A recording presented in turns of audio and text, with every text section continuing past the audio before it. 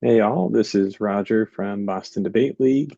I'm here to show you how to use Tabrim's practice attendance tracking feature.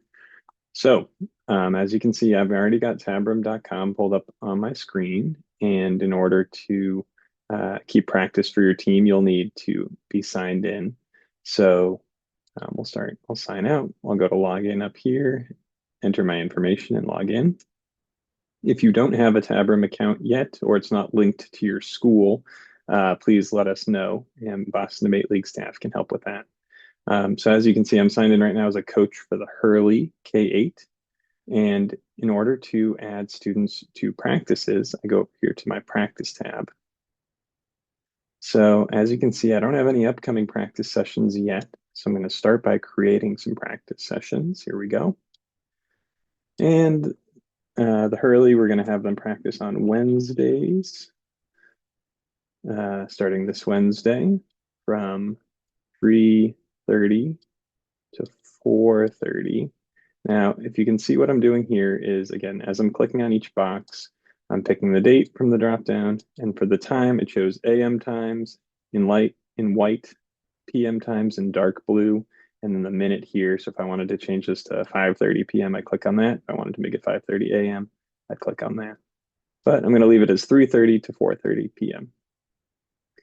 Session type, this allows you to pick different things. For this, it's going to be our weekly practice, but maybe I wanted to keep track of attending some sort of other event for students. I can pick those from the list. And then finally, I'm going to make it repeat every week because we're going to have practice every Wednesday, and we'll do it, say, for the first month. Perfect. Of October. So there they are, creates them very quickly for me, which is great.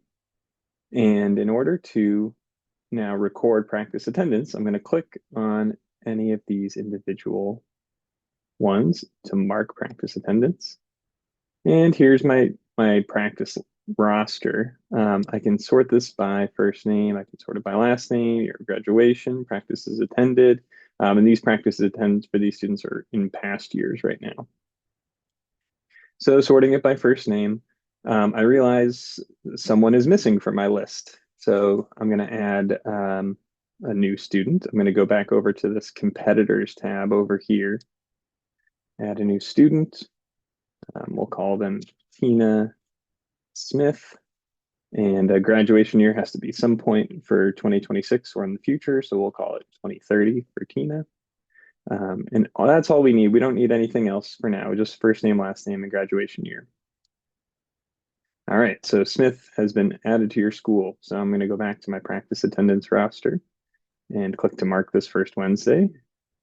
And there's Tina right on my list towards the bottom. So I'm going to mark Tina was there. And let's say also Owen was there and Jurani. Great. So what I can do now is I can sort by who's here and not as well. So first name, last name, and who's here. That should work, but we'll figure that out. And then I'm just going to go to see the rest of my practices, go back here. If I click on past practices, I don't have any past practices, but if I click on records, it will show me the total number of students who attended, um, the total number of practices each student has attended, and the last time they were at practice, which is great.